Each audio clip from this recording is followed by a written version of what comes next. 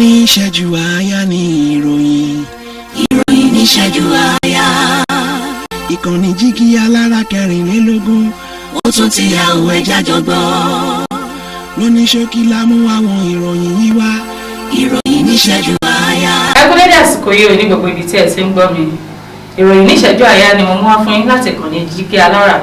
Orúkọ mi ni Olúwafúnmiláyọ̀ Adéṣẹwọ́. Gómìnà ìpínlẹ̀ Ọ̀yọ́ onímọ̀ ẹ̀rọ Ṣèyí Mákindé ti ṣàpèjúwe fífi ìwé àkọsílẹ̀ àwọn ọlọ́pàá láti ọwọ́ àwọn gómìnà ìpínlẹ̀ gẹ́gẹ́ bí ìfàkókòṣòfò. Kíka èsì ìbò ti bẹ̀rẹ̀ báyìí ní orílẹ̀-èdè Senegal lẹ́yìn tí ìdìbò ààrẹ tó wáyé lọ́jọ́ Àìkú fi àdàgbà ètò rọ̀ síbì kan. Àwọn ẹbí ará ọ̀rẹ́ àti ojúlùmọ̀ ń ṣèdárò àgbà ìràwọ̀ òṣèré sinimá àgbéléwò Nollywood tó dolóògbé Amechi Mọ̀nàgọ́ ẹni ọdún 61. Àwọn ọ̀daràn tí a fura sí pé wọ́n jẹ́ alátìlẹyìn fún gómìnà Lucky Ayédàtiwa ló bà pátákó ìpolongo wa jẹ́.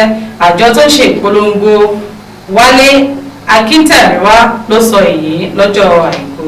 Ọwọ́ ti tẹ àwọn afurasí ọmọ ẹgbẹ́ òkùnkùn 6 kan pẹ̀lú ohun ìjà ìbọn àti àdá ní Ìpẹ̀tù Ìjẹ̀ṣà níjọba ìbílẹ̀ Orí-Adé ní ìpínlẹ̀ Ọ̀ṣun. Ẹ yọ àwọn ọmọ ológun orílẹ̀-èdè Nàìjíríà kúrò ní àwùjọ Okuma, àwọn agbègbè Delta mìíràn àti Bayelsa nítorí ìpalára tí wọ́n ń ṣe.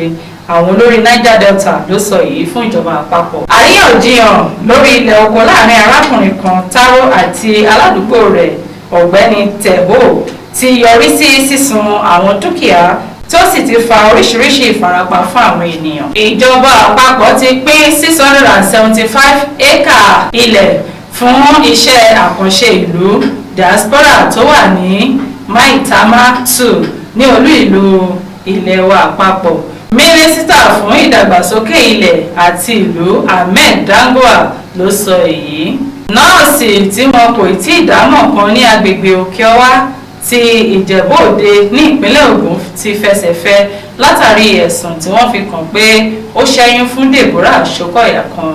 Ìjọba ìpínlẹ̀ Ọ̀ṣun lọ́jọ́ Àìkú kéde ìpinnu wọn láti ṣètò ìgbìmọ̀ tí yóò máa gbé ìgbésẹ̀ lórí cybercrime àti láti gba ìtànkálẹ̀ ìròyìn irọ́ ní ìpínlẹ̀ náà. Àwọn ẹgbẹ́ òṣèlú APC sì ti wà ní ìfura. Olùdíje fún ipò ààrẹ ti orílẹ̀-èdè Nàìjíríà nínú ìdìbò ọdún 2023 tó kọjá, ọ̀gbẹ́ni Peter Obi ti sọ pé ìdàgbàsókè ìdókòwò nínú iṣẹ́ òun ọ̀gbìn yóò yanjú àwọn ìṣòro tó wà ní orílẹ̀-èdè Nàìjíríà. Àjọ National Drug Law Enforcement Agency NDLEA sọ lọ́jọ́ Àìkú pé ìròyìn jábọ̀ pé wọ́n ń ta oògùn olóró ní àwọn òpópónà ìlú Benin jẹ́ ohun tí ó ṣini lọ́nà àti ohun tí kò tọ́.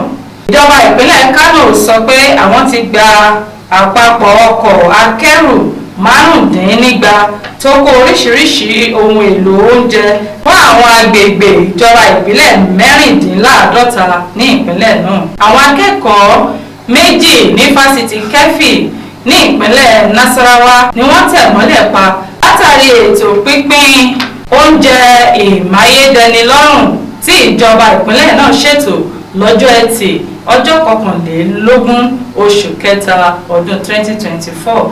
Ikọ̀ ọmọ ogun orílẹ̀-èdè Nàìjíríà tó ń wá àwọn tí wọ́n pa àwọn ọmọ ogun 17 ti ṣàwárí àwọn ọkàn díẹ̀ lára àwọn ọmọ ogun tí wọ́n pa ní ìgbà tí wọ́n ń wá àwọn ọ̀daràn náà. Nadeem Anjarwalla, ọ̀kan lára àwọn aláṣẹ iléeṣẹ́ Binance tí wọ́n tì mọ́lé ní orílẹ̀-èdè Nàìjíríà fún ẹ̀sùn ìyàsọ́tọ̀ owó orí àti ìwà ọ̀daràn mìíràn ti sá kúrò ní àtìmọ́lé.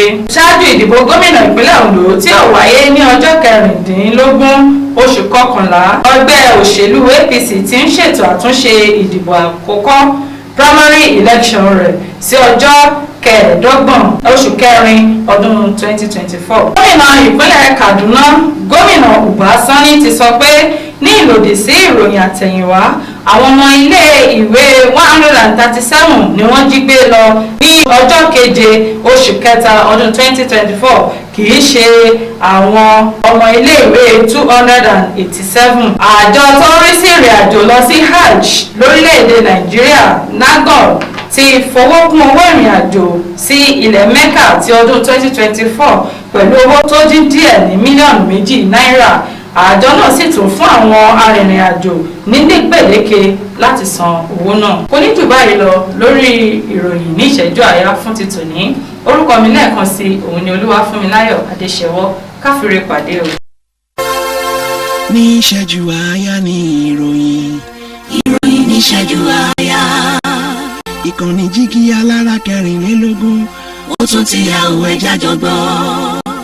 Lóní ṣókí la mú àwọn ìròyìn yìí wá.